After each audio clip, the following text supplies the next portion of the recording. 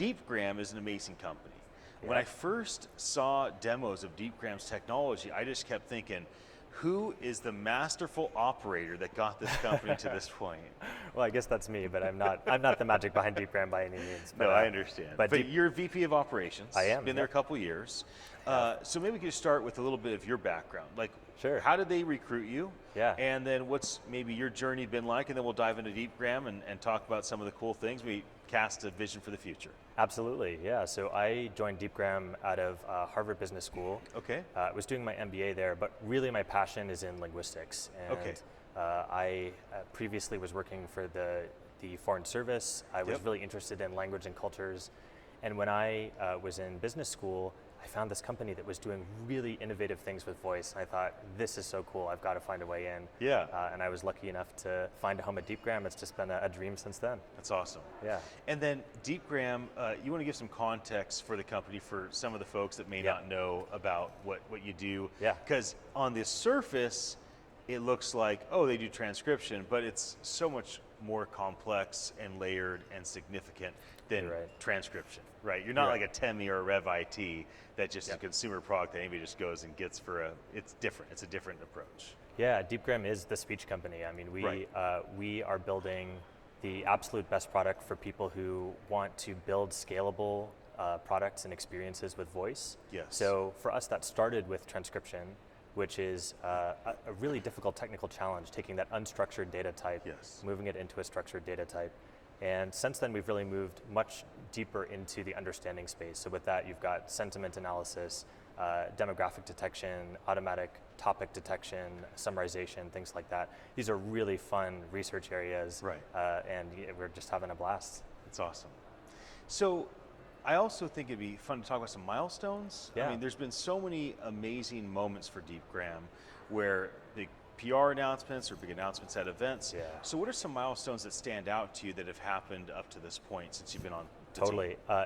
It is such an exciting time at Deepgram. I'm so proud of the team, what they've been able to accomplish in the last year. So we just passed 10,000 years of audio processed on our platform. It's cool not only because that number is enormous, but also because under the hood, Deepgram is an end-to-end deep learning system, which means that every hour of audio that moves through our platform improves the accuracy of our models. Right. And that explains why we are such a high accuracy solution. Now, the cool thing with Deepgram is that you can also train a custom model on top of one of our high accuracy models. And that is trained specifically to recognize all of your product terms and industry jargon that you need to really get a usable transcript. Another big milestone that we recently hit was around users. We now have 12,000 users who are using our platform every day. Incredible. We are really excited about that, just to see the community grow around the product and see all the projects that people are putting together. Right. Yeah. And it's a fairly large team. I mean, it's not like massive, insane, but it's not a startup. It's not like a little tiny group of guys that are doing it. No, I would still call us a startup. We're a bit over 100 now, but it's pretty been established. It's been great to see the team grow and you've mature, built a real company that's serving great customers and a safe place for guys to work.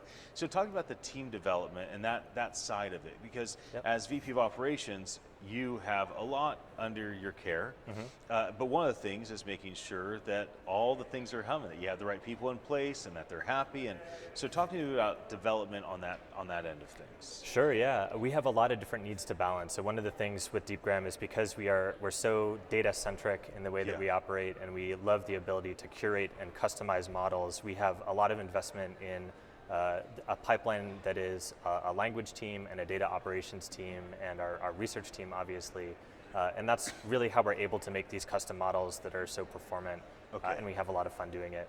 But the company is growing. There are a lot of different needs to balance, and we've just had a great ride over the last year. Yes. The team has accomplished a whole lot. So we recently announced a partnership with Twilio. We're available in their marketplace, which is so fun because we admire Twilio as a company so much.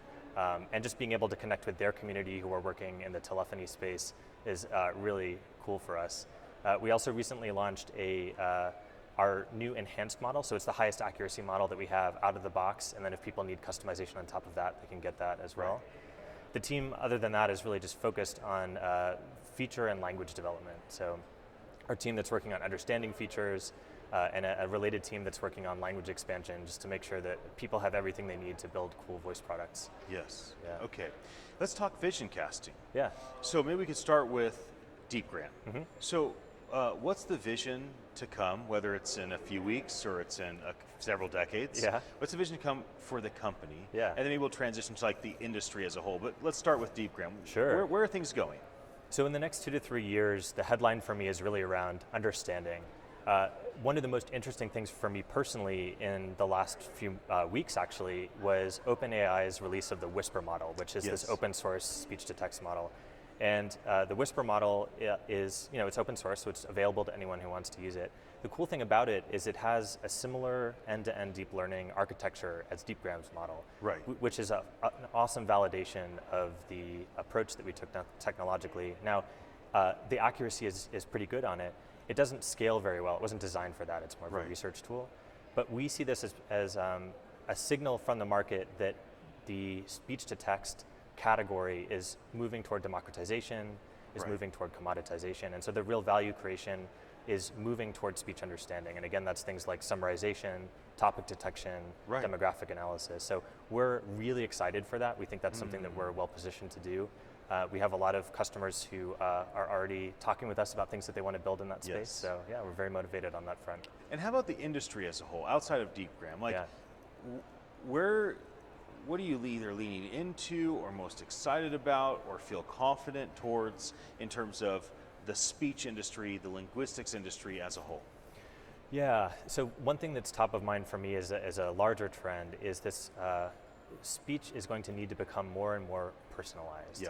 And I mean personalized really to the way that individuals talk and that different communities communicate with each other. So many of the speech models that exist in the world today are based on big prestige dialects or major global languages that people may need to code switch into to make the most natural, to make use of speech technology, but it's not the most natural thing for them. Right. And I think that now, especially with machine learning approaches, we're really able to get to that level of personalization that people want in order to make speech truly usable. Yeah. Yes.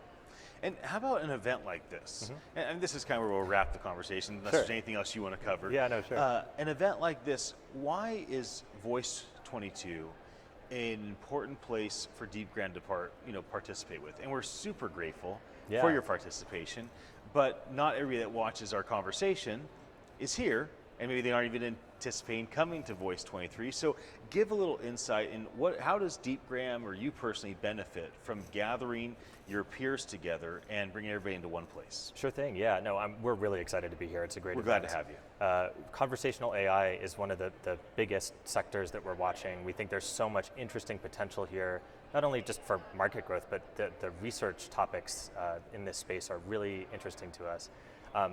And some of our partners are here who are doing really amazing things with conversational AI. I'm talking about Poly and Illyrian and OneReach. So it's a great chance to connect with them in person, hear what they have to say on their speaker spots, and really just get a beat on what is going on in the speech industry. There are definitely things talking about that people are talking about here that were not on my radar that I'm going to have to go back and think about.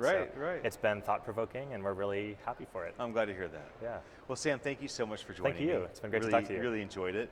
Anybody that's watching, thank you for your attention. My name is Ian Utile. I am the CEO at attn.live, and I'll look forward to bringing you more of these fireside chats from Voice 22 here in Washington, D.C. Have a very happy day.